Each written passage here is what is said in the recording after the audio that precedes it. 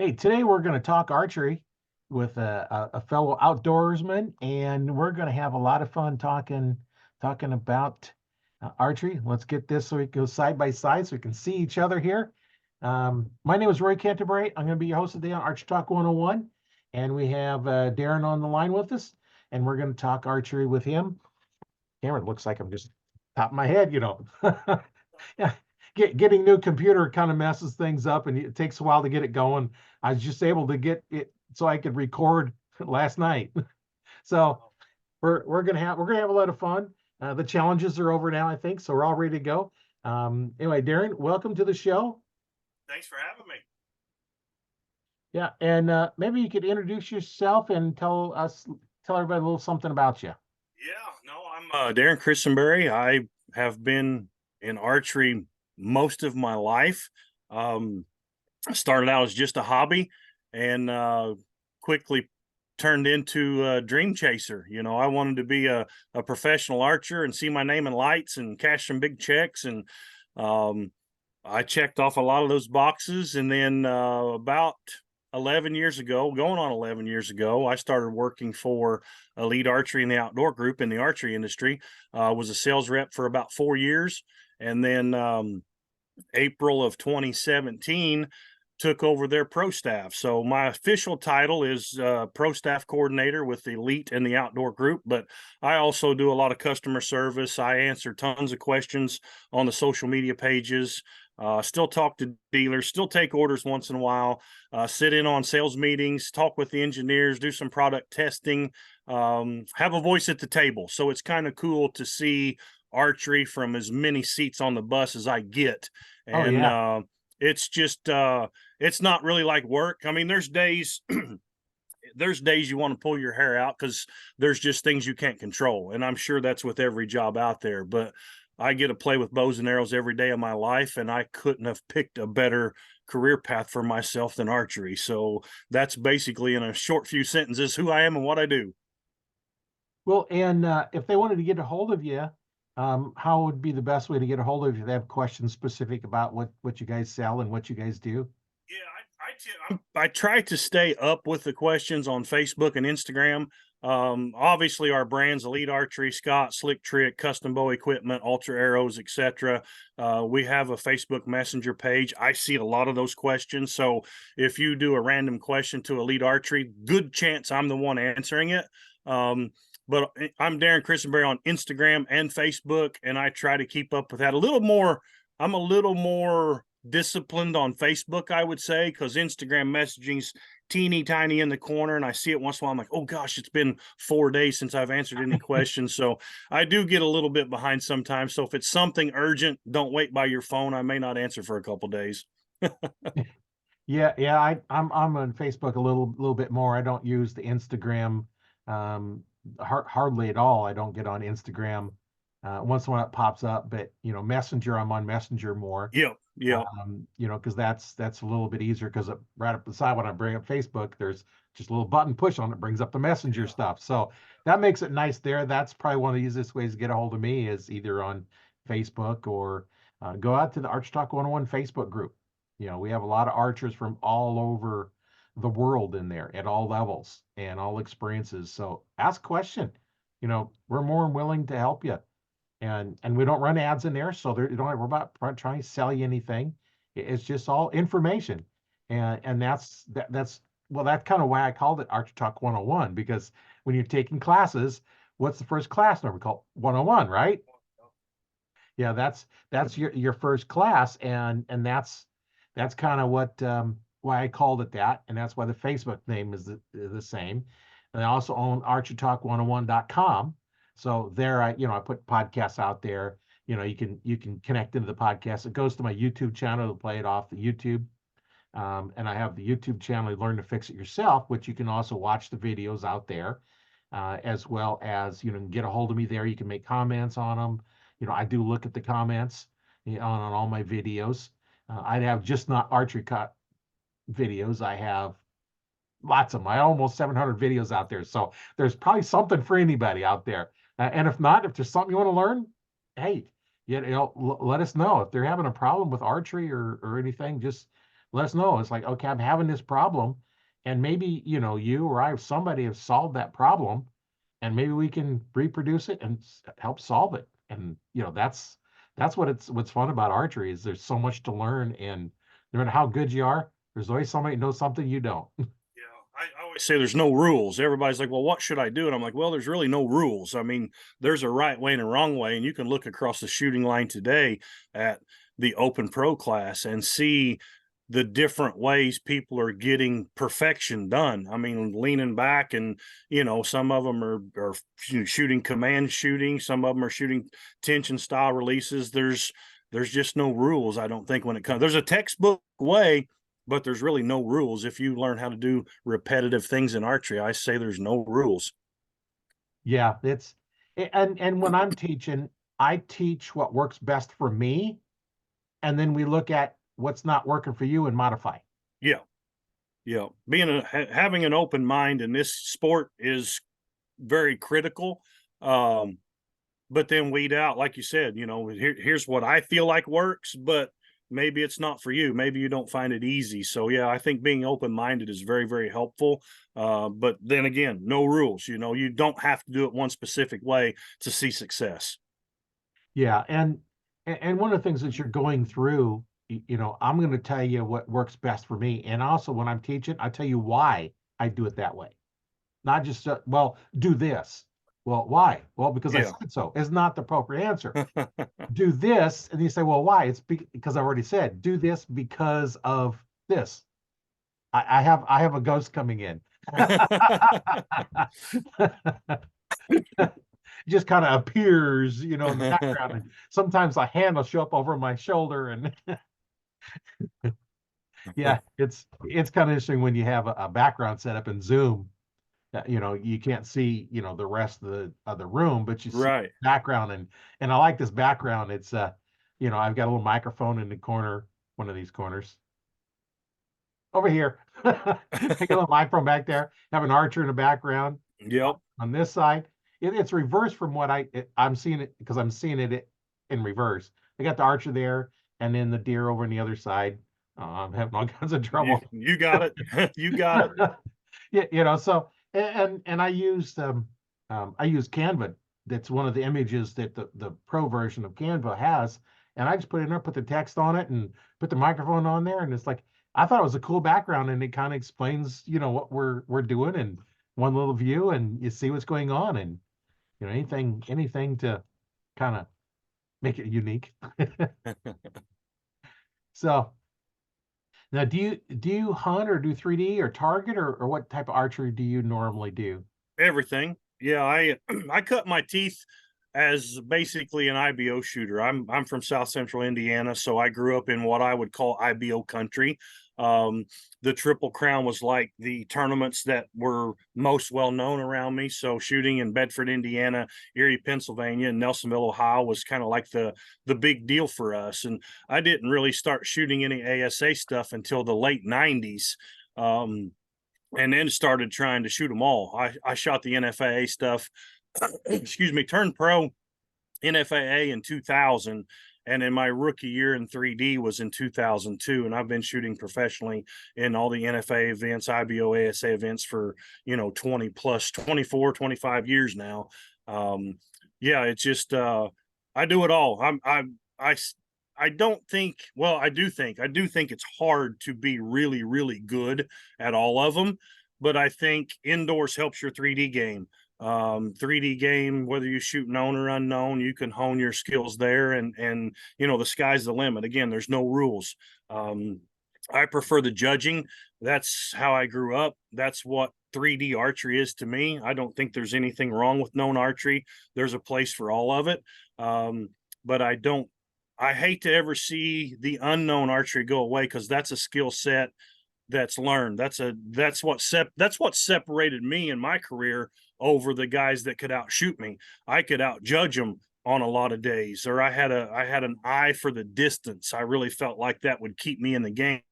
Even if I didn't have a perfect shooting day, I had a good eye for the distance, and that would keep me competitive. So I would love to shoot the known, because it takes that factor out. They tell you the distance, the spot. I'd like to challenge myself and see how the known archery game would be, but unfortunately we have to pick and choose, and I can't play both. Yeah. But I still do the unknown. I still love it. Like I said, that's what I feel like true 3D archery is. The known game has developed and brought hundreds and hundreds of more people to the ASA. The IBO is still all unknown. But as long as you're doing archery, I don't really care. Whether you shoot known Right. or unknown or crossbow or whatever, I don't really care. I don't really judge, but I think it's a great sport for all ages, and I'm going to hopefully continue to do it as long as I'm healthy and able to. It's my true passion. It's what I love to do. Yeah, I like the unknown yardage. Well, around here, in eastern part of Nebraska, we didn't have any marked 3D yardages. Mm-hmm. And they were, well, okay, here is the max that they're going to be. They're going to be anywhere from the max down to who knows where. Depending on which stake you has, which division you're in, is whether you're shooting from the pro or the hunter, Right. or the youth or whatever. That changes a little bit there, because I'm hunting. That's what Yeah. I want to hunt. So a known yardage doesn't help me at judging yardage to that deer. Right. So I like the unknown. So you're judging yardage, and I get it in the tree, and I'm looking at different areas, and I'm judging yardages to the different spots. And it wasn't until just a couple of years ago that I got a rangefinder. Oh, wow. I think I was 65 when I got my first my one and only rangefinder. So Wow. until then, I've always been judging yardage. And I think that really helps because you never know where the deer come in. And when I started, I didn't really know how to judge yardage. So until I learned, I know in college, we learned how to step off a pace. So I know 20 yards for me is 11 and a half steps. Because in orienteering, every time your foot hits the ground, like every time your left foot hits the ground, you would count one. So it'd start off, if you start with your right foot, I start with left foot. So every time my right foot would hit the ground, so I'd left foot, right foot one, left foot, right two. And I know 11 and a half steps is 20 yards. So I could step off, and I knew what that was. A little bit hard when you're going up and down hills because your stride's a little bit different, but it gets you close. And I've been taken, and I had a 30-foot rope with me. Okay. 10 yards. Yeah. So I'd hook it to a peg on the tree stand, and then I would pull it out, put a flag in there, 10 yards, take it off, go another flag. In your field, you don't know how to judge yardage. Sure. You might think it's 30, you might think it's 20, you never know. So I'd mark it, and I put little flags down there, little things that I knew what it was. I may put a stick up so I could say, okay, that is 20 yards, that's 30 yards, that's 10 yards. So, but with my bow set up, between 10 yards and 20 yards made no difference because it was only about an inch difference of where they impacted. Gotcha. Yeah, it's I'm 53 now. I'll be 54, but I was getting hot and heavy into archery when laser rangefinders, they weren't a thing. It was, you had it looked like a camera, and it had a picture of a deer, and I don't even know how it worked, but then the Bushnell came out with maybe it was the Yardage Pro something. It was as big as a lunchbox. It was pretty bulky, but Yeah. I had them. Excuse me, I had them, and it was way better than, like you were saying, measuring off distances, putting out flags. I would use a tape measure and stick arrows like between me and my target butt. So every time I was shooting my bow, I could look at 5-yard or 10-yard increments with the arrows sticking in the ground, always getting a feel for what that distance was, or trying to find something that was recognizable to my eyes to say, okay, Right. that's what I think that distance is. So yeah, before laser rangefinders, you had to get creative and really work at it if you wanted to try to hone that skill. Yeah, and I've still got little brackets you mounted onto your sight, and it was tapered, and it had different numbers. There's 20, 30, 40, as it got smaller and smaller. So the idea was to take and line up between the belly and the back, and get your distance in there. Well, that works if you're on the ground, sighting on one at the ground. Yeah. If you're on a hill in a tree stand or a ladder stand, now that deer that's 20 yards away for a 20-yard shot is going to look like it's going to be sized like it might be 50 yards. Yeah. And then at that point, you can't use one of those because they're not they're not accurate. So you want to go in and, figure them out. And I had one time the trail is 20 yards to the trail. And because what I do is I look at the trail, I look at the tree, follow the tree up till it's, level to where I'm at. And I judge that distance. Yes. And then I know that is down there at that other distance. I know that is the right distance. Well, I had a deer come walking down that trail. I knew the trail was 20 yards because I had, done that and estimated the yardage. But looking at that deer, it looked like it was a good 50-yard shot. Yeah. And it wasn't. It was 20 yards because I shot it at 20 yards and I got the deer. So, I know it works. And when you think about it, gravity works horizontally. So how far horizontally is it traveling is how far it's going to drop. If it's only 20 yards horizontal, but you're 100 yards up, you're still going to shoot it for 20 yards. Yeah. Because it doesn't care how far it travels vertically. Yeah, that's the magic of the cuts. I for years when I started, I was thinking you had to take off for downhill and add for uphill. You have to cut both ways. Right. And you'll learn that very easily if you ever go to Redding, California and shoot the Redding shoot. If you don't have a good sight tape and your cuts correct, you'll struggle to compete at that tournament because you shoot every distance imaginable at a lot of pretty interesting angles as well. But nothing like what the international field stuff was or world field. They shoot some crazy angles. But again, something that line of sight may be 40 yards, but you may only have to shoot it for like 36. It might be a 4-yard cut. So that's super technical and probably way over my skill set. I use computer programs to help me with short range conversion charts and things like that. So thank goodness for Archer's Advantage and other programs like that. Yeah, I had, well, I'm not even sure what happened to it now, but I had one that would do your sight tape and everything. Yep. And you would put in the speed of the arrow. So you check the speed of the arrow. You have the weight of the arrow. You have the distance between your arrow and your peep sight. And full draw. All of those things in there, and it would calculate your distance for you.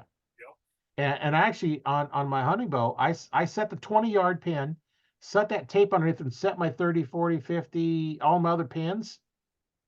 And then I went out to the range and shot them. They were dead on. Yeah, and it's technology's awesome when it's working. Right.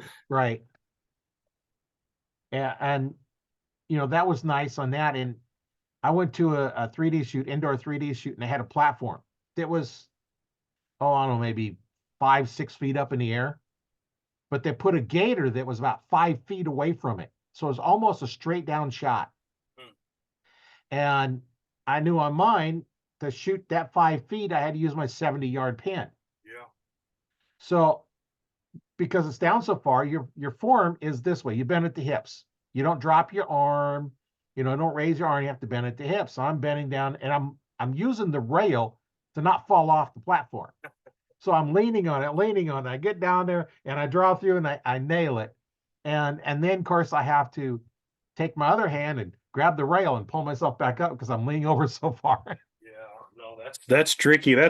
I know, like on my sight tape on my setup for Redding, we have a 3-yard shot and it's dead level, but I have to shoot it for like 60.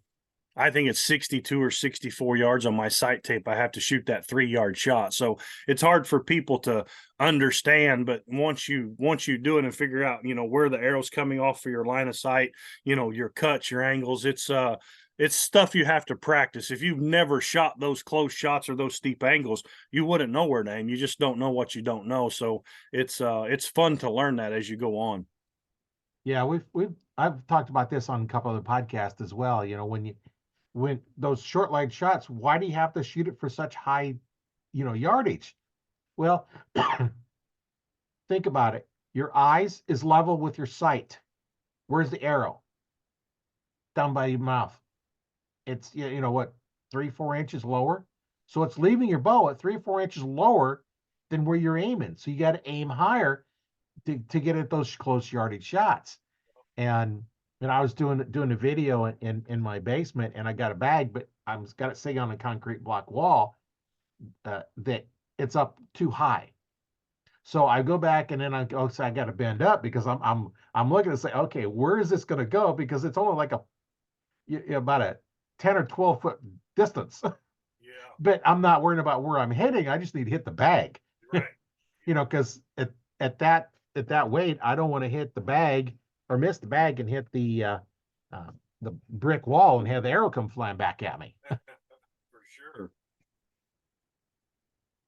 So, so you started shooting when you were pretty young then, didn't you? I mean, I got into archery when I was little. I mean, and just no more than to watch arrows fly. I'd shoot them in the air just to watch how they would fly, and with recurves and very um we'll say primitive compounds. I didn't get my first real bow until I was 15. But then I didn't really dive into archery until I turned 21. So 1991 is when I really um, discovered archery and the paths that I could take with indoors 3D. I didn't realize indoor archery was a thing. I had driven by my local shop, Parker's Archery in Spencer, Indiana, said big sign up by the road, Parker's Archery indoor range. I'm like, why in the world would people shoot a bow indoors? I had no idea it was even a thing, and stumbled in there one day and was exposed to a whole new world of what archery was, and just fell in love with it. I joined their leagues, um, continued to progress, and just had a thirst for it. I wanted to learn more about it. I wanted to compete. I wanted to figure out where I could shoot. I wanted to figure out how high I could take it. And I had dreams of having it be a supplemental income. And for a lot of years, it's been financially, it's been a big benefit to me and my family. And it's been a great sport. I don't know what else I'd be doing if I hadn't had archery for all these years. It's just who I am and what I do, and I don't know where I'd be or what I'd be doing without bows and arrows. Yeah, it's nice sport because you don't need a lot of room to shoot. Mm-mm. You can shoot, a little bit more, habited area. Yep. You still got to look for, okay, where can the arrow go? And you need to, make sure you plan for that so that you don't have, arrows flying off in some place you don't want them to go. I have just about shot my neighbors more than once, but not on purpose by any means. But no, I've got about 6 acres here at home. I've got probably 30 Reinhardt targets and probably 40 McKenzie's, um, that depending on the season and where we're at in tournament season, I bring them in and out. I don't leave them set out all the time because the weather's so hard on them. But Right. in 2006, I built a 30 by 70 building. I built my own indoor range, um, have all the 3D targets, have the terrain to practice. I've got a bow shop in my basement. I've got another bow shop out there in my range just for my own personal use. So I tell people all the time, if you like archery, my house is a pretty cool place to hang out. So Yeah. it's fun stuff. Yeah, it would be kind of cool to hang out and have some shooting and play Yep. around with archery equipment and Yeah. uh, Yeah, I got a wood stove out in my range. I got a couch out there, 55-inch TV, and bow presses. I mean, anything you need to do to work on archery equipment, I have it here. So it yeah, it consumed me, and that's just what I do. It's who I am, and it's what I do. and it's a good obsession to have. I think so. You got to be obsessive, right? That's right. That's how you get ahead in the sport and life, everything else. Got to be obsessed. Obsessed. Yes, right. Passionate, obsessed, hungry, I guess. Yeah, all of it. Every adjective you can think of, I had it at one time or another. Yeah. So I know in your long career of shooting, you probably got some pretty neat stories of some hunting trips you've been on. Um, what's probably the most memorable hunt you've been on? Um, I used to go to Kansas. Being in a tournament archery world, I became friends with Levi Morgan, and most people know who Levi is, and if they don't, they should Google him and see what he's done with his career and his TV show. And I hunted with Levi and Samantha in Illinois one year, and had never hunted with a camera guy, didn't know what it was like. It was different. It was really different. But he always told me, he said, "Man, you got to go to Kansas with us." And I was like, "Okay, one of these days I will." And a couple years later, I got to go out there and hunt with Sean Evans and his family. So I won't say it's just one hunt that's most memorable, just that camp culture. He had guys that came in and stayed that hunted public land from Wisconsin. We called them the Wisconsin boys. Guys from Illinois were always there when we were there. Guys from out east, New Jersey area were always there in camp. And of course, Levi and his camera guys in camp trying to make a TV show. We had so much fun out there and just met really cool people. Like I said, Sean and Sarah Evans are amazing people that brought us into their home and their property and made us feel like family. And we got to kill some amazing deer. I got to watch Levi and Samantha build some pretty cool TV shows while I was there in camp with them, and just fun. You know, I took what used to be a long season here at home. Our season comes in October 1st, and you can hunt with a bow basically the rest of the year. And I would do that at times, you know, hunt 2 or 3 evenings through the week, almost every weekend or every other weekend. I had enjoyed the camp life so much. Like in Kansas, I've been to Ohio, I've been to Kentucky, been to Illinois, been to a few states hunting, but just that camp atmosphere was so attractive to me that I condensed my hunting season. Instead of doing it, you know, 30 days throughout season, I would just do 5 or 7 days in a hunt camp somewhere and just got more enjoyment out of it. Because I want to practice all the time. And every time I'm sitting in a tree stand, I'm looking at my phone going, gosh, I could be doing so much other stuff right now instead of sitting here waiting on this deer. But I guess long story short, my most memorable hunts come from Kansas. Some of my biggest deer experiences, the way deer react in Kansas to calls, to antlers, to rattling. If you've been lucky enough to be in those magical few days of November somewhere in Kansas, you know what I'm talking about. It's a great place. It's a very special state. Yeah, that's there. There's a lot to have, you know, when you're in that time when they're rutting and the calls work and Yeah, yeah. Unfortunately, here in Nebraska for us archers, the rifle season is like the second week of November. So gotcha. when the rut's really going strong is during rifle season and Yeah, not during archery season, and you know, kind of disadvantaged. But hey, you know, we get to get in the field first. yeah. No, So I was always amazed at how visible, you know, Kansas it's a lot of rolling flat areas. You see CRP. If you find some trees and some water or a river, you got a special spot. But as wide open as it is, I mean, we'd see these great big bucks standing over a doe, they'd have them locked down, and I'm just like, this is a rifle state, and these deer are so visible. I don't know how they keep producing the big deer like they do, because I just feel like almost every deer doesn't stand a chance, but they are brutal survivors. And yeah, every year I was out there, we got to see some really amazing quality animals. And it shocked me that rifle states, Indiana just became a rifle state in recent years. We didn't have a rifle season. We were always slug guns and muzzle loaders and archery.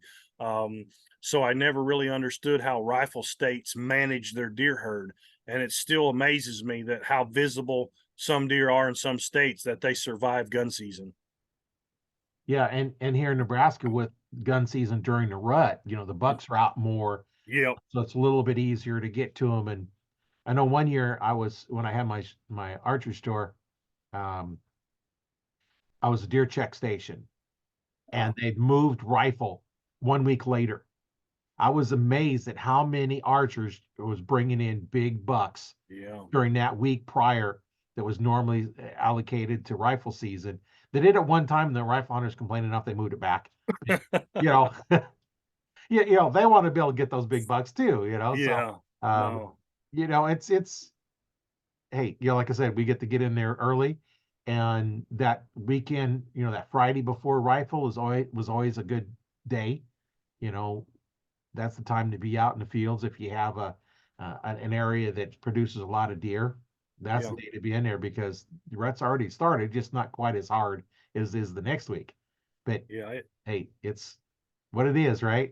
Rut's a special time of year. I mean, when those bucks get going like they do and chase the girls like they do, it's if you've witnessed it, it's really something. That's that's the most memorable stuff I have from Kansas would be seeing, you know, 14 or 15 bucks in a day that would probably score excuse me 140 inches or better, or see 5 bucks coming through a field single file chasing the same doe just as fast as they could go. And I'm just like, I didn't see that stuff in Indiana. I hunt wood lots and, you know, pinch points and things like that. It's not as open and not as visible where we were hunting. I'm sure there's spots like that in Kansas, but just to experience the rut and seeing deer react like you hope they would react, or, you know, the deer on TV are always coming into antlers, or they're always coming into a grunt call, or you always see 4 or 5 bucks chasing the same doe.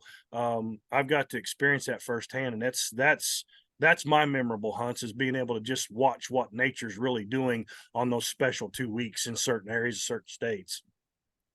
Yeah, that's definitely something to really look forward to in the states that you can do that. And Yeah.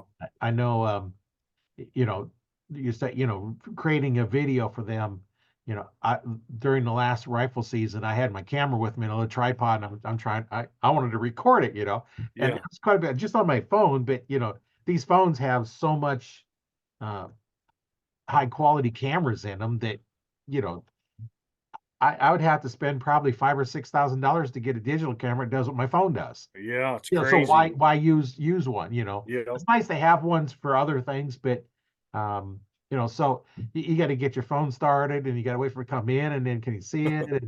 And I can see how, when they put together all this stuff, it's not easy, because if the camera can't see the deer, you can't kill it.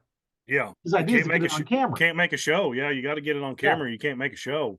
Yeah, there's no show. So, Yeah. and I know, because I create a lot of videos for my YouTube channel and all kinds of stuff, and I edit all those. I don't edit the podcast just because there's no reason to. But when you're creating a video, you're having all these little cuts and pieces, and then you're trying to merge them all together and make something that looks decent. And it's a lot of work for those that haven't done it. How much work it is to put together a video like that. I wouldn't trade shoes with the people that are putting high quality TV shows out for anything, because they, you know, the camera guys are charging batteries. They have a pack of nothing but camera gear and camera arms and batteries and lenses and SD cards and hard drives, and it's a massive amount of work. And then a lot of times when things happen fast, a lot of the stuff you're seeing in the TV show was filmed after the deer was already taken. They call it B-roll. You know, Right. we gotta go back and stage, the deer coming in, or, me reaching around to get my bow or hooking the release on, and oh, here he comes. That's all done after the deer's already been killed in a lot of instances. So it's it's quite a lot of work. And I think people see the finished product but can't really appreciate the amount of effort that goes into what those shows are producing until you've seen it firsthand. And I'm telling you what, it's a lot of work. Yeah, it is. I've had some videos that the whole thing was like an hour and a half long. It took me 3 hours to edit to get a 45-minute video out. Yeah. Yeah, it's a lot of work. It's like I said, I wouldn't trade those guys. I wouldn't trade them places for nothing, because it's there's no 40-hour work week that time of year. They're No. running on minimal sleep and burning the midnight oil, and sitting all day sits, and up in the stand way before daylight, in the stand after dark. And I mean, it's a lot of work for those guys to capture a good quality hunt, to produce it for public eye. It's, like I said, it's a ton of work.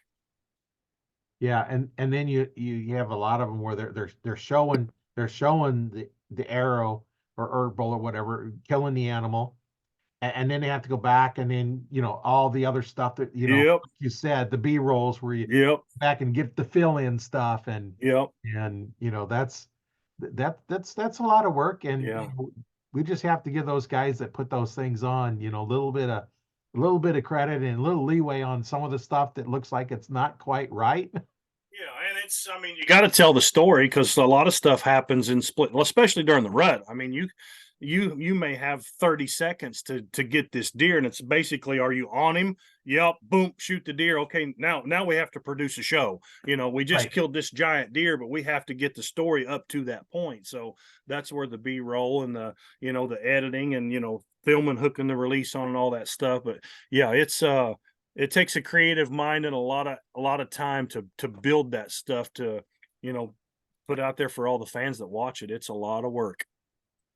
Yeah, and until I started doing editing, my own videos, Excuse me. realizing how much work it was, I knew there was a challenge because if the camera can't see it, you can't shoot it.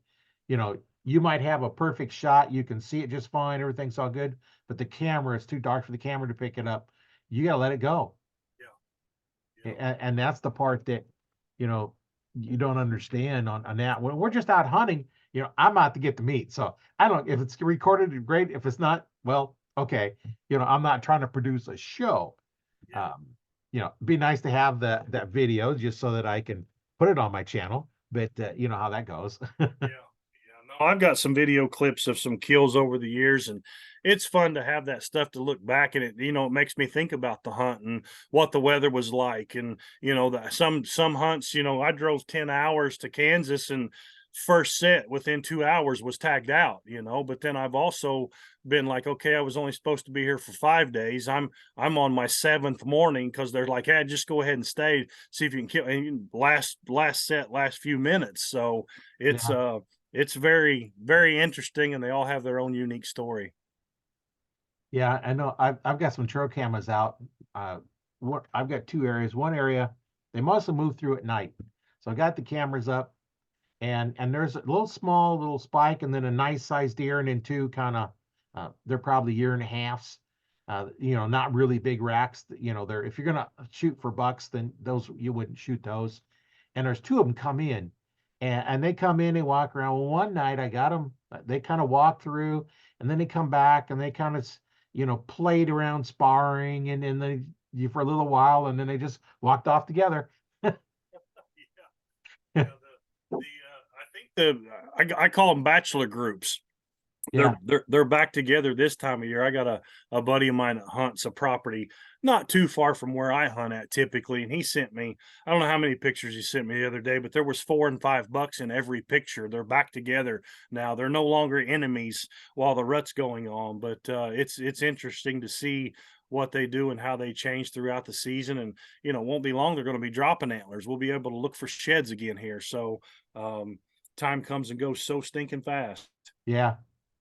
And I've got some videos that the deer, I think, was basically stuck its nose on the camera. It's up there, it's just all blurry, this little kind of little glow halo around it, and it's like, okay, I know it's a deer because you can see them coming in, but it's just kind of weird looking picture because they're just so close to it. They're curious animals. I have a lot of them on video. Get them sniffing the camera, and they look right into it or something. They're curious animals. Yeah, and it's there all the time, so it's not spooking them or anything.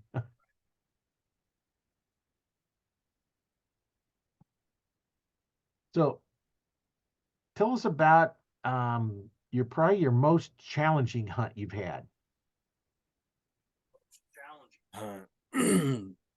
That would probably be, what year was the last year I was out there? The last year we were in Kansas, we had a place we hunted called the Canyon, and if there was no snow on the ground, you could drive back through a field and access the canyon pretty easily depending on the wind direction.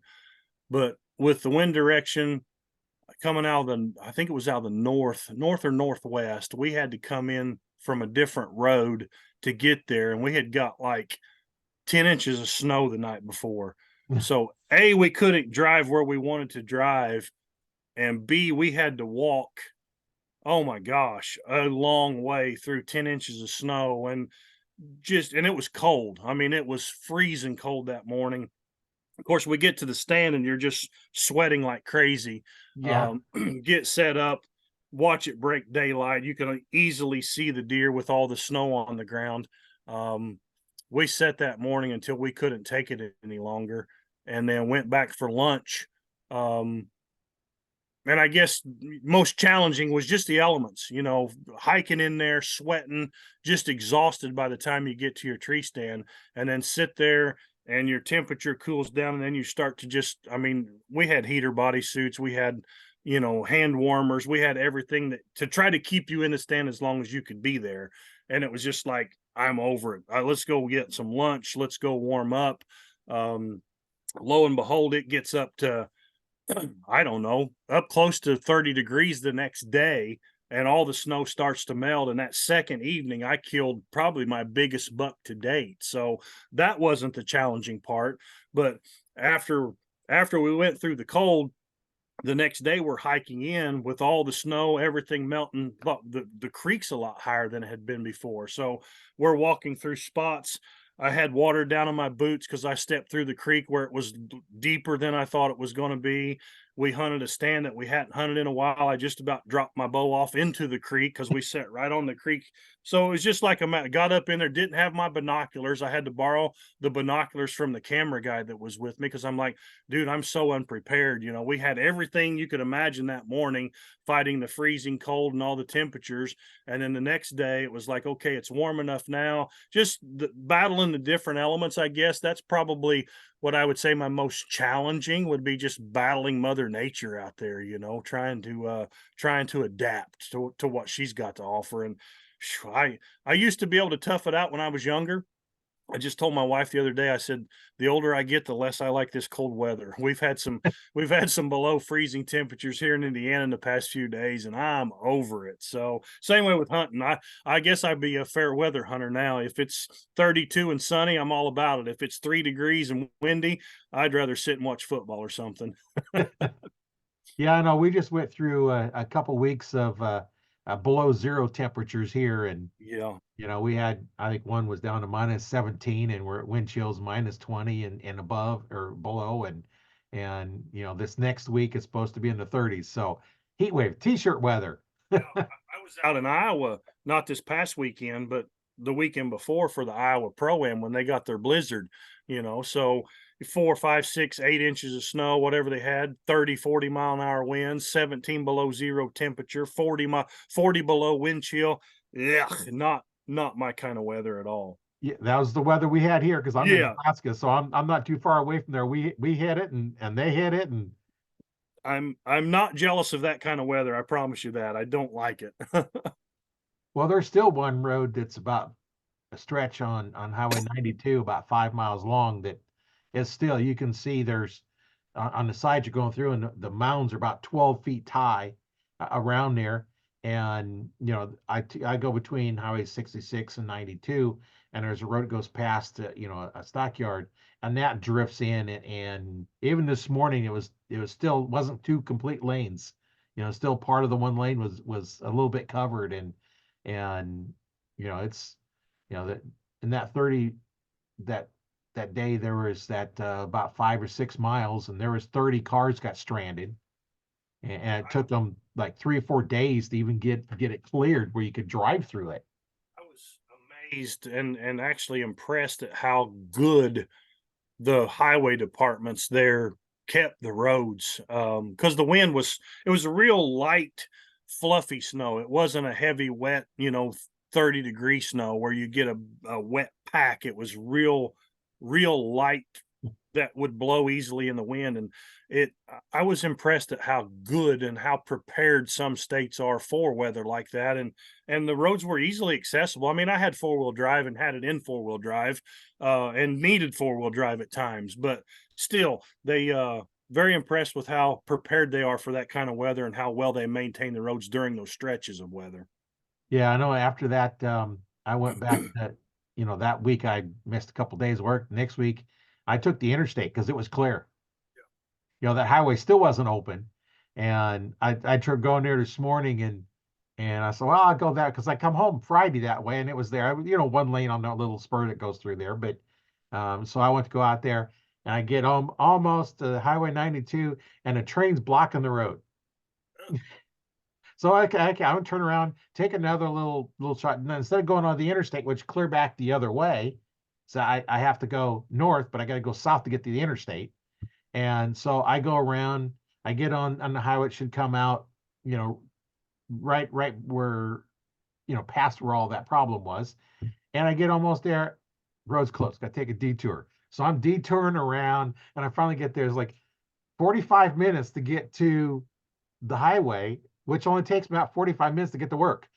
And then I still had to go the rest of the 30 miles to get to work. Oh, yeah, no, there's nothing convenient about bad weather and closed roads. Nothing convenient about it. Yeah. So I come home then interstate. I'm proud this week. I'll still probably still keep going the interstate because it's a little bit longer. It's about 5 minutes longer, about 5 miles longer, but I know it's clear. Yeah, for sure. I don't have to hassle with the roads not being very clear.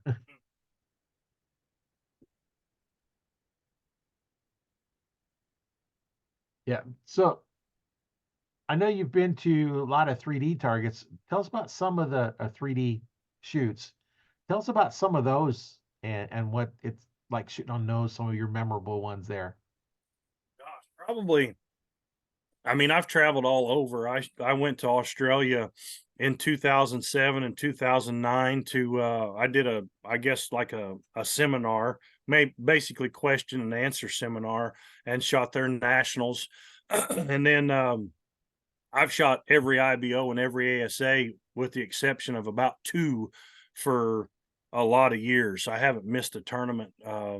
I missed one when my father passed and when my son graduated high school. That's the only two tournaments I could ever remember missing on the ASA tour, the IBO, since I started shooting. But probably my most memorable is back in it'd either be 2003 or 2006. I turned pro in 2002, and you're always, when it's self-funded, when you don't have sponsors paying for everything that you do, there's a little more sense of urgency to try to do well or figure out if you fit in, because it's not cheap. You know, when you're No, paying $300+ for an entry fee, you know, gasoline there and back, hotel rooms, meals, or plane tickets, whatever it might be, it's not cheap to compete. Anybody can be a professional archer. Not everybody can compete as a professional archer. So uh, I wanted to be competitive and had to quickly learn, you know, you can't have a lot of years. My rookie season, let's just back up a little. My rookie year, I spent $11,000 out of my pocket to travel to all the archery tournaments that I wanted to attend, and I won about $4,000 back.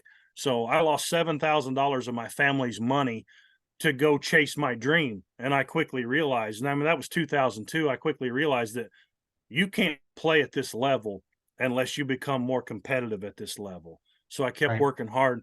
2003, I actually won the IBO Triple Crown. So for a second year pro, to jump in and compete against the likes of Jeff Hopkins, Jack Wallace, Eric Griggs, Tony Taza, Nathan Brooks. I mean, some of the greats of that time and still today, to jump in there as a second year pro and win a title. I hadn't won an individual tournament yet, so I still felt like I was missing something.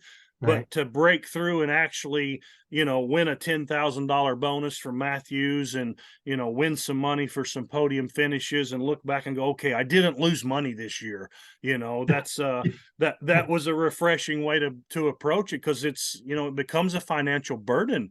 You know, I was working full time and young family, but had dreams of playing, being a professional archer, and it takes finances to do that. And luckily, after, you know, I won the Triple Crown, I was able to pick up some financial help with sponsors, and have been very fortunate to have some sort of financial help for a lot of years from a lot of great manufacturers. So it took the burden of, you know, the urgency of having to win, but put another sense of urgency on you where you have to perform to maintain your paycheck. Hey, I Right. have to do something to deserve what I'm getting from these companies. I can't just be complacent and be like, oh, okay, they're paying the bill, I don't have to shoot good anymore. That's not the case.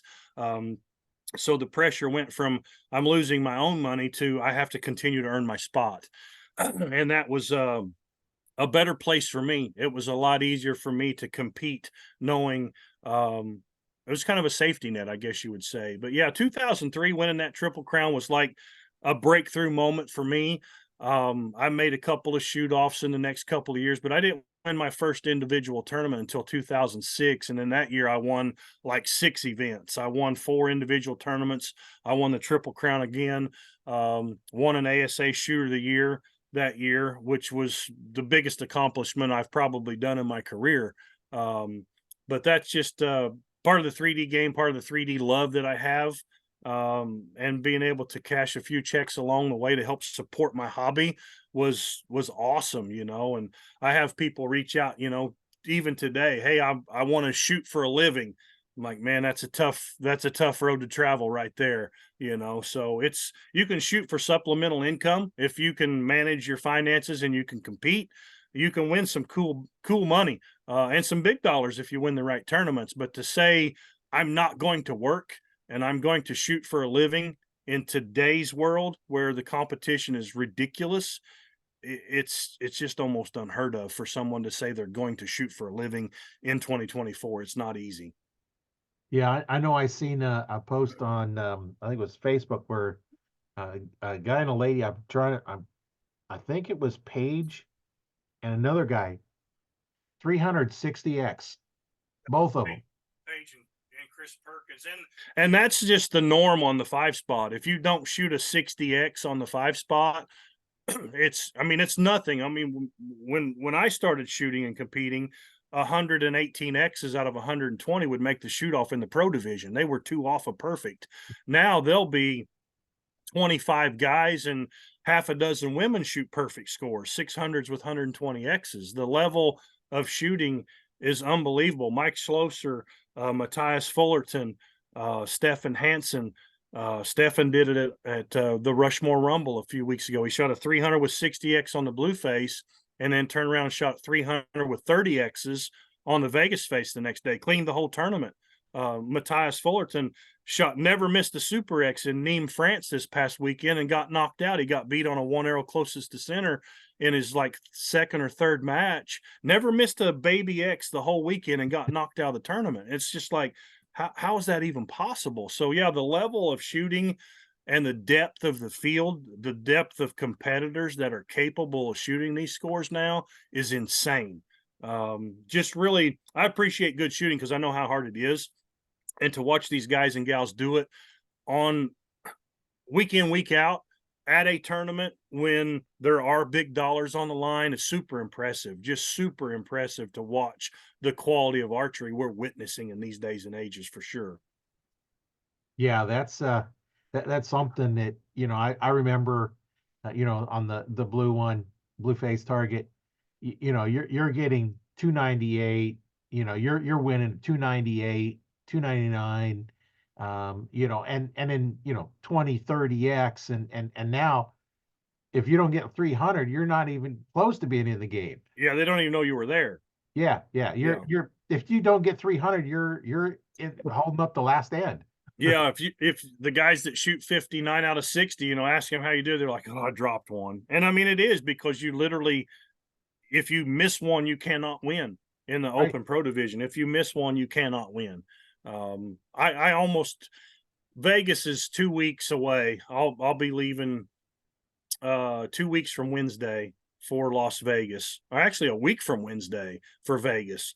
And I anticipate, wouldn't surprise me a bit to see somebody shoot 90 X's out there this year, a 900 with 90 X's. Would not surprise me a bit to see a perfect score shot. Yeah, it's possible.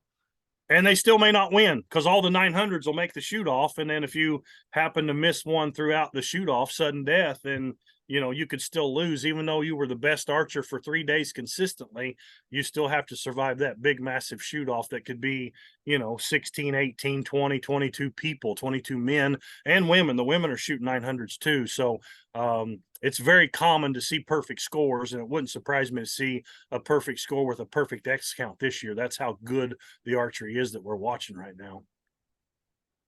And if you're not shooting that level, no big deal. Yeah, no, that's a fact. You know, archery doesn't have to be a game of perfection. I'm not trying to talk people out of it by any means, because there's only a few people on the planet that can achieve perfection consistently. You know, it takes a special mindset, it takes a special person to do that. But there are multiple classes, multiple divisions within these organizations, so you can compete at your skill set, at your skill level. You don't have to shoot against the open pros to enjoy archery by any means. Well, and you're really only shooting against yourself. Yes, that's a fact. But Did I do as good or better today than I did yesterday? unfortunately, If human nature won't allow us to do that. We have to, get the thought process in there. Oh gosh, I could win. Yeah, that they get in your own head. That's when you lose. When you're thinking about, because as soon as you think of, okay, I got to get this. I can't miss. I can't miss. Yep. So what did you Yep. tell yourself? Yep. Miss. Your mind Yep. will see miss. It's going to say miss, miss. So Careful what you wish shot. for. Yeah. So Careful what you wish for. It's a lot of mind game that you got to play with yourself. And once you train yourself, that you only focus on where the arrow needs to be in the center of the X. Yeah. If Yeah. that's all you're doing, it's like center X, center X. That's all you're thinking about. Nothing else in your mind. More times than not, you're gonna be hitting that center X. Yeah, it's the majority of people, and myself included, I just love to shoot. So I spend an absurd amount of time on the mechanics and working through the shot and the repetition of it. But in today's age, if you want to be competitive and even win within your division, you have to work on the mental aspect. Have to get comfortable being uncomfortable, because if you're at the brink of winning your first tournament ever, you're going to be a little bit uncomfortable, and you have to learn how to deal with that. So mental training is just as important as the physical training when it comes to archery. So for anybody out there that's thinking about becoming a competitive archer, work on your mind too. Your equipment's important, but your mind's just as important. That's gonna make you miss. The bow is untuned bow is still gonna shoot the same every time. Yep. So you don't have to worry about your bow being perfectly tuned. When you put a broadhead on, that's when things get a little bit more tricky on tuning. But we're not Yes. talking about, shooting broadheads at targets. We're shooting field tips. Yes. So they're going to fly the same every time. If that arrow takes off and has a little weird wiggle in it, it's going to weird wiggle every time you shoot that same arrow. Now, if you shoot a different arrow, it might be slightly different depending on how it's fletched and everything else. But Yeah. that arrow is going to shoot. If you shoot a shooting machine, it's going to put that arrow in the same spot every time. Yeah. So yeah. what's the difference? If you can find a forgiving setup to the human error, if you're making inconsistent mistakes and you have something that's forgiving, that's the ideal thing. But you're right. The bow doesn't know who's shooting it. The bow doesn't know it's just a machine. It should repeat every single time as long as you don't interrupt it. In theory, it should. Add some wind, add some footing, add some other factors in there. You never know. But you're right. Even if it's tuned or not, it should repeat. It should. Right. Well, and then if you go out in the morning and it's cold, say you start outside and it's 45 degrees in the morning. Well, it gets up to 90 degrees that day. Well, the person shooting in the morning at 45, they're both going to act differently when they shoot in the afternoon at 90. Yeah. So how do you account for that? Well, you practice. Shooting at 45-degree weather, see what your bow does. See what it does when it warms up. 50, 60, 70, 80, 90. Yeah. How does it act when it's hot? Because everything changes. Your strings gonna act different. Your lubes that you use in your axles are going to be a little different because they're cold. They're going to freeze, especially here in Nebraska, and like you said in Iowa. If you're outdoors and it's minus 17 raw temperature, your bow's not going to like to be out there. Neither are you. But yeah, no, for sure. And then you bring, you're in the car. It's in the trunk. And then it's cold. You get there, bring it in, and now it's cold. You pick it up, and it's cold, and it warms up. And then as it warms up more and more, it's going to shoot differently. Yeah, there's a lot of contributing factors that can work for you and work against you. So yeah, and it's practice. You're right, practice in all the elements. If you're going to hunt when it's below zero outside, you're going to have a lot of clothes on. You better be practicing with those clothes on, because if not, when you draw your bow back, it's going to feel so awkward to you. You're going to be uncomfortable. You won't know what to expect. So yeah, it's expose yourself to every element possible. If you're looking for success, you need to experience it. Yeah, and practicing during the summertime with all the clothes on is kind of tough. So you almost have to, okay, season's over. I can't hunt anymore before it really gets warmed up, go out in, you know, like here in Nebraska, go out in February, March, and shoot with those big heavy clothes on. Although February we do have some nice days. As the one club used to have a shoot like in the middle of February sometime, and it always seemed like by the afternoon you're in a t-shirt. This is February in Nebraska. Yeah, it just seems like every year when they had one, it was a nice day that day. Yeah, I don't know that I get to wear a t-shirt too many days in February here. I'd take it though. I would take it. Yeah. Well, when you're used to being minus 17 and it's up to Yeah. 35, you know, Yeah. that's almost 50-degree warmer. Yeah, that's a big change. Yeah. So it's like, okay, I still don't because it's still pretty cold. I don't want to be out. You know, I might run outside real quick and come back in, but I'm not going to stay out there very long because I know in Nebraska, it gets cold. It gets at night. It gets really cold. Yeah, for sure.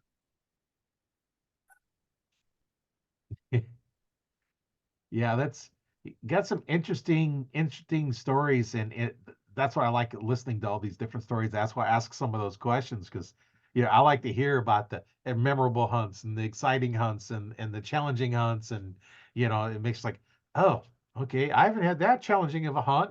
Yeah, no, I don't. Mine weren't super challenging. I haven't been on like a sheep hunt to where the terrain is treacherous or had to hike. I've never been elk hunting. That's something I want to do one of these days. I've never chased. I love to chase turkeys, and I feel like I've had people say elk's basically a turkey on steroids because they're vocal. You can call to them; they'll respond to calls. Got to fool their nose, where a turkey you don't have to fool their nose. So Yeah. it's just I haven't been on any real challenging hunts with terrain or where you've had to be in great physical shape to do it. Most of my stuff is tree stand hunting in the Midwest is basically what I do. Yeah, and I like the tree stand hunting, whether in a tree stand. I actually prefer it over a blind. Yes, I Oh, don't it's like really blind cold. hunting at all. The blinds are nice because you're a little warmer in them. Yeah, I just don't like the restriction on visibility. I can see out the windows. That's about it. yeah, I can't see behind me because you have it all blocked behind you, and you have it kind of blocked on the side, so you really can't see much just right in front of you. And I just don't like the limited visibility. I like to be in the tree stand, be up in the tree, and that way I can look around and I can hear what's going on. I can look and see, and I prefer it. I've talked to many archers, and they just love shutting out of a blind. yeah. If it's raining, I like a blind. If it's not Right. raining, I don't want to be anywhere near Yeah. it. Well, and then too, we talked a little earlier at those close range shots. When you're in a blind, you're shooting at a matter of 2 or 3 feet from your target because the blind is that close to you.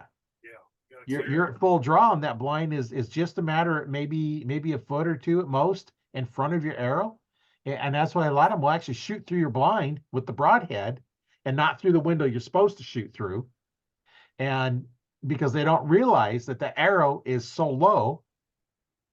And so you got to really make sure that when you look at that and look, where's your arrow going to go? yeah, And that's something to think about when you're shooting out of a blind. Now, some of them have the vertical shooting areas. Then you don't have to worry about it. But the one I have is just a horizontal area. But if they got them vertical slots to shoot out of, then you don't have to worry about it. not as limited. Yeah, so you just need to know you're blind, and maybe you need to take a little higher chair or put a little pillow on it or something and get you raised up so that you don't miss it, and make Or sure your do bow's like not so tall it hits the ceiling. or do like me and just hunt when the weather's nice. You won't have to worry about it. You can sit in your stand. Yeah, yeah. I've actually camped in our blind more than I've used it for hunting. Oh wow. I know my son was in scouts, and we took it was the little pop-up blind, and it had the mesh in the front of it. Now we're camping in the summertime, so it's not quite so bad. And we get there and we set up, and it's all real quick, and then we camp. We stayed in there. Was at scout camp, and then somebody's like, "How'd you set up so quick?" So I tore it down, put it back up, tore it down, put it away. Everybody else has got the little poles running through the tent, and I just popped it up, and away it went. Insta 10, I like it. Yeah. I did put a little canopy over the top of it so that, if it did rain, at least it would come in the windows. But that didn't take long to do. Right. So you can camp on 'em. It didn't have much of a floor because they're not really designed to have floors in them, but I didn't care. Yeah.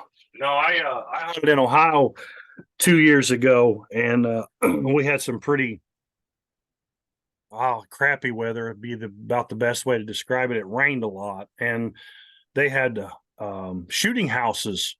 It was, I mean, this property was just friends of ours, just nothing but deer hunting, and the food plots, and they had everything you can imagine there, and they had these shooting houses, and I. When we discussed where we were going to hunt, I told him, I said, I want to hunt out of a stand. Well, we had 2 full days of light rain. I have never appreciated shooting houses so much in my life. There was room, there was room to move. I could get comfortable. I could look out the windows. I stayed dry. Yeah, there's a time and place for all that, but I really enjoyed the shooting houses during the rain showers for sure. Yeah. Yeah, when it's raining, it's no fun to be in the tree stand. I've been there. Yeah. My son and I and the guy I hunt with all the time, we went out. It's talking about rain. It's supposed to quit raining, like right about sunrise. So if we're going to go out, get in a tree stand, and it's not a hard rain, it's just kind of a annoying rain, and we're looking at the forecast, and it's like, okay, well, instead of being, it's going to be 7 before it quits, and then it's going to be 8 before it quits, and then it's going to be 9 before it quits. We said, forget it. We're leaving. I'm not going to sit here all day in the rain because it's hard to track deer in the rain. I've done it one time. So we started walking out. We're heading down the hill. My son's back. We're walking together, and all of a sudden, here's this doe standing broadside, about 20 yards away from us, looking at us. So I tell Chris, like, okay, get behind me, get your arrow ready, and then you get ready, step out beside me and then shoot. But it didn't wait long enough for him to do that. But that was one of those things that, he didn't remember it, but I did. Yeah. you know. Making memories. Yeah. And I had another time, hunting in the rain, that one of the guys I used to hunt with, he was going to go hunt. And it's, little light misty rains. I was like, nah, I don't want to go. But he was going to go anyway. And I knew he was going to sit in my tree stand and kill a deer out of my tree stand. So I went. So I killed a deer out of my tree stand. Oh.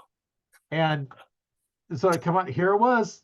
So I shot it, and it turned around and run. And there was really no blood because it was enough rain. You really couldn't see much blood after a while. So I'm looking at footprints because I could see where it runs. So I knew where the footprints. And I followed it, and then I went down the trail, and we got it, and we hauled it out.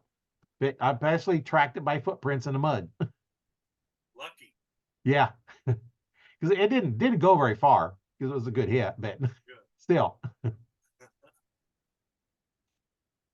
Yeah, we have a lot of cool stories sometimes.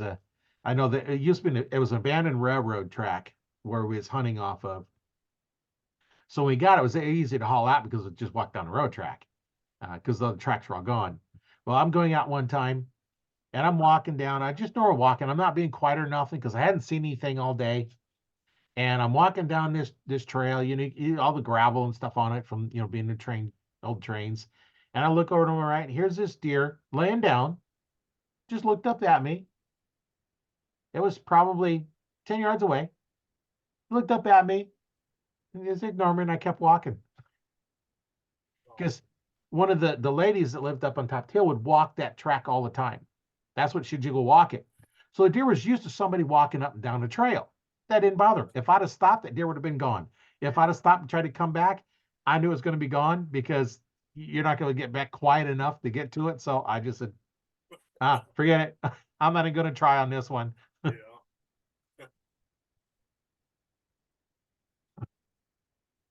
Yeah, we all have kind of stories like that. Yeah, no, that's.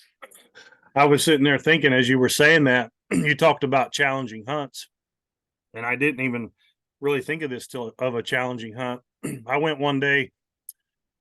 Oh gosh, I don't know. It's probably been 4 years ago, probably, where I pull into my spot. I have to do like a little S curve around a bean field, and then it's a road that splits a bean field cornfield.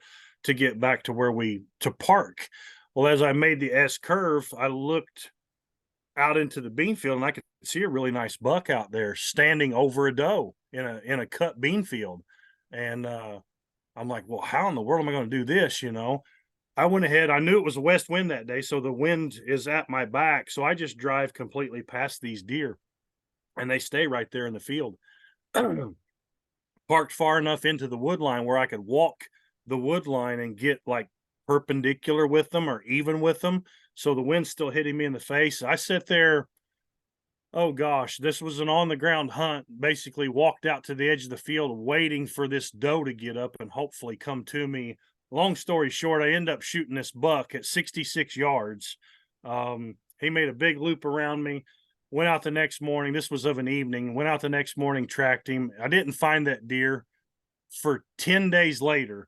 I found him literally 30 yards from where I quit looking at. I went out and did circles and looped and looped and looped and looped and looked for this deer, thinking I had put a good enough shot on him to find him. But unfortunately, I didn't get anything but the head and antlers, but did find the deer, found my arrow, but had to figure out a way to try to get in front of this deer without spooking him, and eased up to that wood line, waited for him patiently. I didn't have any gloves on, wind blowing like crazy, cold like crazy. And then to make a long shot like that in the wind in an open field was, I'll say, lucky at best. I shoot enough where I feel like I'm pretty accurate. I don't like taking those long shots. I want stuff at 20 or 25 yards, ideal for me. But that's probably one of my more challenging hunts was, trying to keep from spooking this deer, driving past them, trekking through the woods to get even with them, and then play the waiting game to see if you could actually get a shot. And the closest shot I was going to get was at 66, and I was very lucky.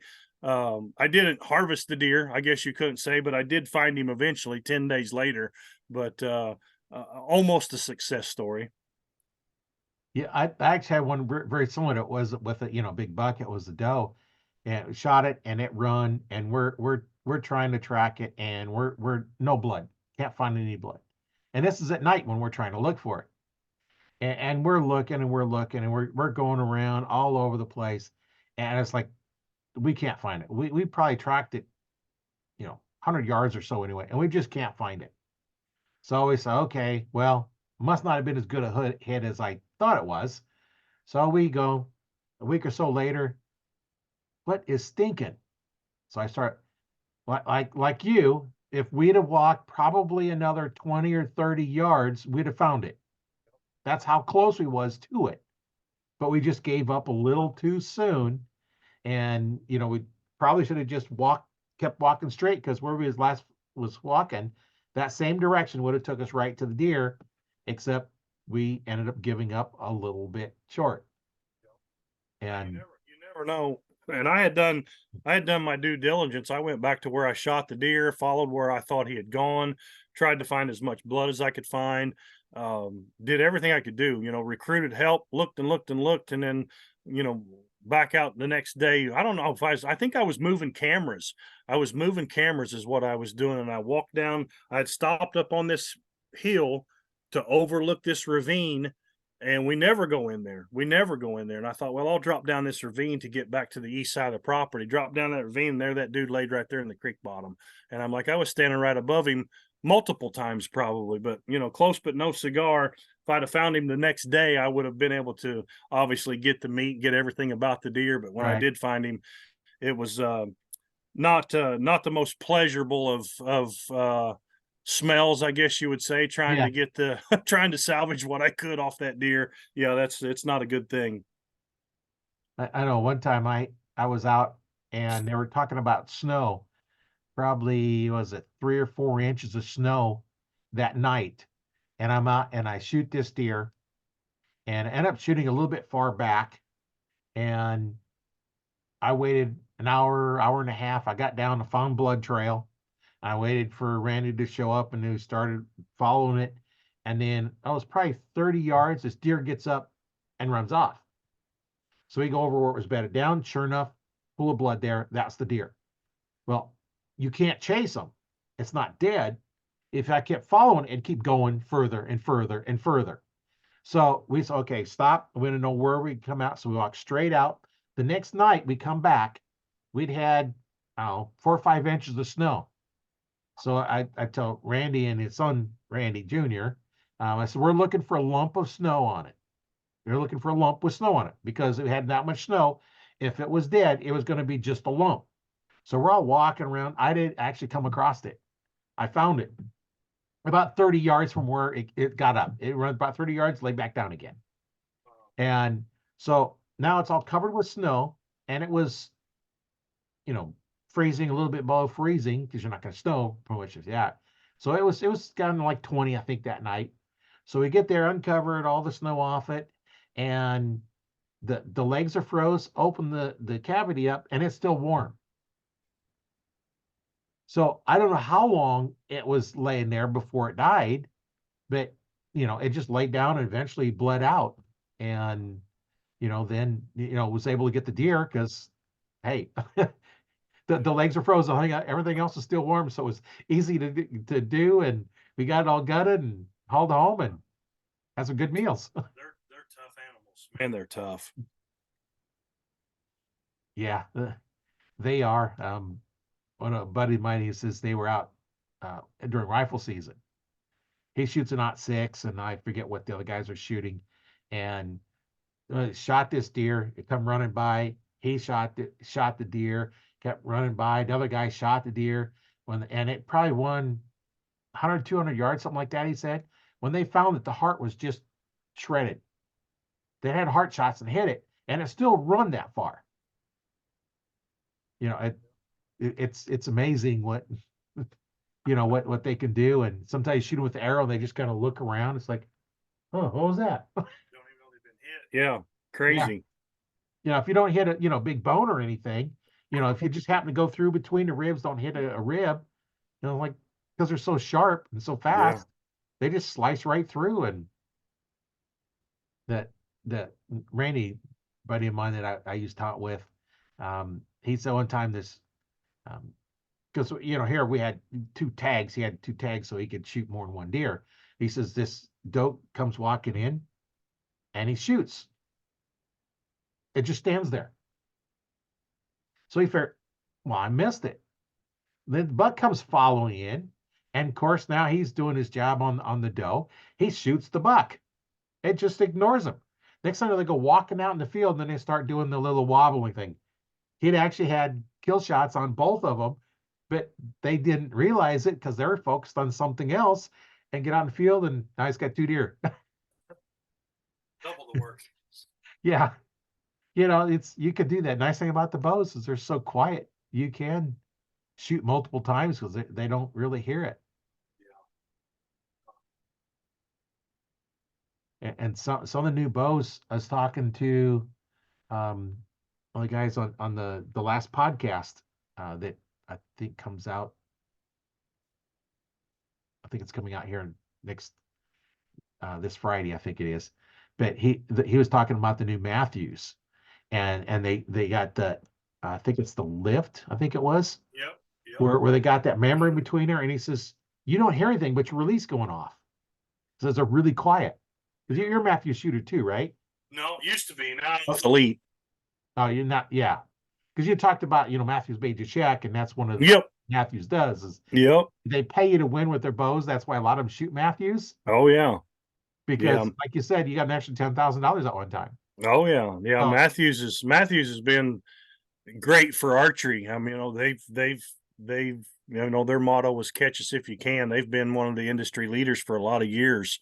And Matt's put some great bows together. He's assembled a great team. It's a marketing machine. And us at Elite, Hoyt's a great big brand, and everybody else, Bowtech, all the big manufacturers. I feel like Matthews set the bar, and we're all chasing them. Their motto was right: catch us if you can. So they've built a heck of a business, and they do a lot for target archery, and they do a lot for bow hunters. So I'm thankful to have been a part of what they had going on, and appreciate what they do for target archery, because that's the world I live in. Right. Yeah.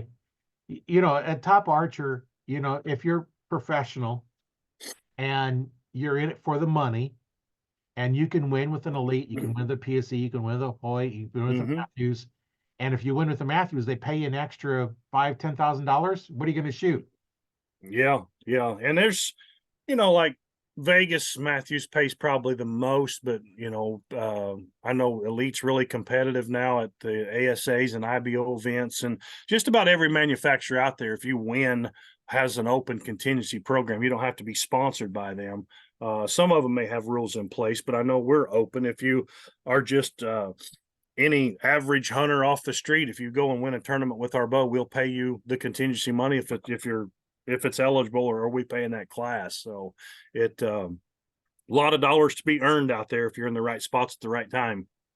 Yeah, and that's nice, because then you don't have to, Matthews the only one doing it. Then you're going to want to shoot a Matthews because the extra money. Yeah. Now the other manufacturers like Elite and all the other ones, at least there's a chance to getting some. So now you shoot what you want to shoot. Yeah. Not what pays the most. Yeah, it's a competition. I mean, we're all in competition together. We're fighting for sales. We're fighting for market share. We're all competing. We're competing against the consumer. So it's Right. and the same way in the tournaments. Everybody pays a decent amount of money. You pick what works best for you or what equipment you like. It's the Dodge, Ford, Chevy thing. What do you like? Yeah. What features do you like? And that's it's nice to be able to. Everybody has perks, so you don't have to be so narrow-minded when it comes to selecting equipment. Yeah, that's what's nice now is find what works for you. Yep. And go with that. And if you don't like the way it shoots, you're not going to be happy with it. You're not going to shoot your best. Yeah. And that's why I always tell new archers, you go in there, first you need to find out whether your dominant eye is right or left, so you know whether you get a right or left-handed bow. But you want to go in there and, what's your price range? If you've got, say you got $1,000 to spend on a bow, I would definitely spend a high percentage on a release. Yeah. And then look at the other ones, and don't be too concerned about the bow itself. Grab the bow, put it in your hand, see how it feels. If you like it, okay, consider that one. Grab another one. You don't like the way it feels in your hand, put it back up. It's not the bow for you. And so you get two of them that you like the way they feel in your hand, and then have whoever's, the bow tech set them up for the same draw length and the same draw weight, generally at the lowest end of the bow, because you're not there to draw a lot of weight. You want to see the difference, and then try them and shoot them, and then figure out what you like best. And sometimes if they're set up to do that, shoot with your eyes closed. Just feel it. And you're going to feel your mind is going to see and feel what that bow does if your eyes are closed. Because once you open your eyes, now then you're being confused with all the external inputs into your eyes. And I've done that before. I had we had with like 6 bows, I think it was 5 or 6 bows, and laying on the floor in the range, couldn't figure out which one he wanted. And I said, okay, I'm going to hand you a bow. We're going to put an arrow in there, and you're going to draw back and shoot it with your eyes closed. The whole process, eyes closed. So you don't know which bow I put in your hand. And then took that one away, give him another one. I was like, which one you like better and why? I didn't care his reasons why. I just wanted him to say why. Yeah. And then it's like, okay, I like this one better because, okay, that one goes away. And then grab 2 more bows until you finally get down. It's like, I like this one I like. And then you see, okay, I picked this bow because you just said that was the best bow you liked. Right. And then that's the bow for you. And then, if a lot of the new archers aren't going to be able to use the max weight of the bow anyway. So that's why I said crank them down the same weight. If one goes like 55 to 70, and it goes from 60 to 70, set them all at 60. Yeah. So they're the same way. Because if you take a bow at 60 and shoot it and set it at 70 and shoot it, it's going to act and feel differently. For sure. So don't have one, okay, this is real smooth because it's 60. And this one's real hard to draw and it's loud. And I was like, well, it's because it's set at 70. And so it's not a fair comparison. So get them to be a fair comparison, and you go from there. And I tell new archers, get one of the ready to shoot packages that Yeah. come with the rest, a sight, a quiver. Um, you know, most of them don't come with arrows and releases, but get one that has everything and then pick your arrows. Now start off with, I say, just get the cheapest arrows to start with. Your form's not going to lie to shoot any better than those arrows can shoot anyway. Now me, I shoot the Comp Pros, the 1000 straightness, because I don't like the bigger groups that the other arrows give me. Yeah. And if you go in and spend, say you got a package of $250 for your bow, you're going to buy the cheaper, lower end arrows, and then spend 100 or better on your release. That's easy to do too. Oh yeah, especially you get some of the high quality ones. And I tell beginning archers, get a wrist strap. Now you remember it goes on your wrist, not on your hand. I've seen so many put it on their hand. Put it on your wrist where it belongs, because it's a wrist strap, not a hand strap, and use one of those. Don't get a handheld to start with, because you end up punching yourself in the mouth.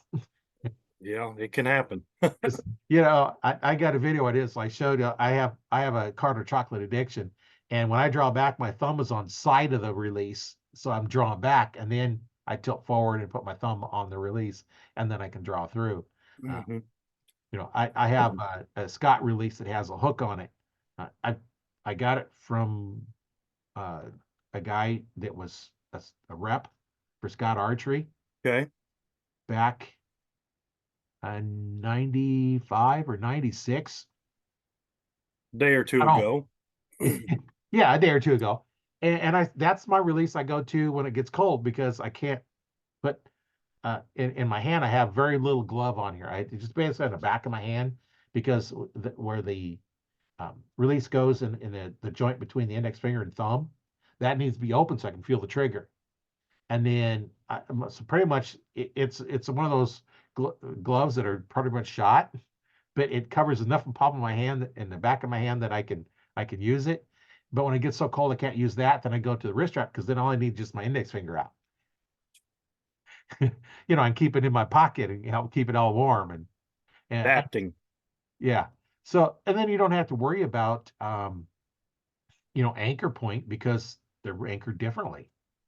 And the podcast I just uploaded, I recorded it yesterday, I just uploaded it today. I talk about how to anchor, where to anchor on your face, and how I do it anyway. And it was how to set the P python and the draw process I go through, and all that. It's one of those things that this is what works good for me. And I teach things a little differently because of my many years of martial arts experience. So I teach a little bit differently because of that concept of, you want your force to go straight to your target. So I teach a really closed stance. But if you're a new archer and you don't listen to what I tell you to do on your grip, you're going to hit your arm, even a correct draw length, because you're pulled back so far. If you get that grip, what happens is you've got your grip, and if you have it correct, your hands to the side, but as soon as you turn it in, it puts that meaty part of your wrist, your forearm, in there. Yeah. So I teach that, and a little bit shorter draw length helps, because it bends that arm a little bit more and it keeps it completely out of the way. I'm a 29.5-inch draw length, but I shoot 29, because then we was talking about wintertime, heavy coats. Yeah. I don't hit my coat. Yeah. I don't hit my sleeve. I did that once on a deer before I knew my draw length was too long, and I shot, and I heard the string hit my jacket, and the deer just kind of turned around and didn't really move too much, walked away a little bit. But what happened, it caught enough, it went back, and it shattered the thigh bone on the rear leg. Of course, hit an artery and then cut that. But that muzzy, it just hit that bone and it just shattered it in like 3 pieces. Muzzies, they say they're bad to the bone. Yeah. Living proof. I actually took a muzzy broadhead one time when I had my store. I was shooting. It was late, trying to get some practice in. I had a broadhead target up. I completely missed the whole target and everything, hit above it on the concrete block wall with a muzzy broadhead and a PSE arrow. I went up there. The shaft is laying on the ground. The insert is cracked in half. The shaft is cracked back about 1 inch. The broadhead stuck in a concrete block. I still use that broadhead. It didn't hurt the broadhead a bit. Oh, wow. So yeah, it's tough. I'd say. Yeah, I just reached up, it only went in, maybe 16th of an inch, but just enough to stick.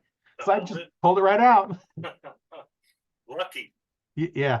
Not like when I hit a tree, I was shooting at a deer, and this tree, about 1.5 inches in diameter, was between me and the vitals. I did not see that tree. And I shot and I heard this big thwack. I was like, oh, that was a good hit. Get down to find my arrow. It's stuck in a tree. I buried that broadhead in the tree. So I cut above and below it and pulled the broadhead out. There you go. Salvaged it. Yeah, I wasn't going to leave that broadhead in there. Too small of a tree. Just barely bigger than broadhead. Yeah, we can talk about all kinds of stories all night long. Yeah. Yeah, it's easy to talk about archery if you enjoy it, if you've been doing it. I mean, of course, I assume you've been doing it a long time. I know I've been doing it a long time. It's easy to talk about in most cases. Yeah, I got my first bow, Ben Pearson fiberglass bow, 25-pound.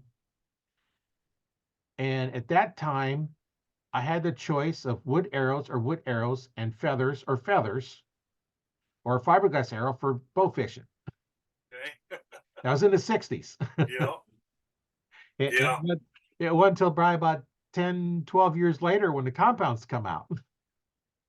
Yeah, and it's changed so much. Just even, just the years I've been doing it, we've said, and I've heard it said many times, how much better can they make the equipment? It's gotta hit a peak eventually, but every year they come up with something bigger and better, the latest, greatest. It's really amazing how far technology's brought this sport, and it's the equipment's unbelievable.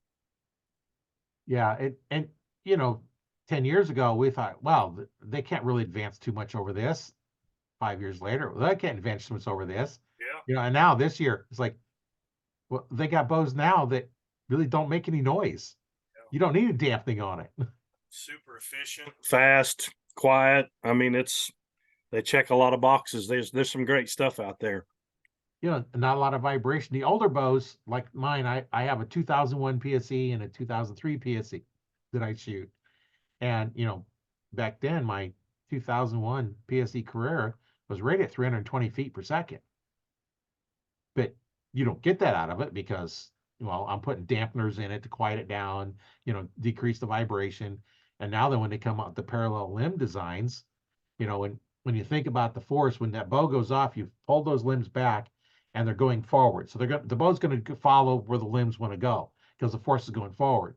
Now at the parallel lines, all the forces up and down and counteract each other.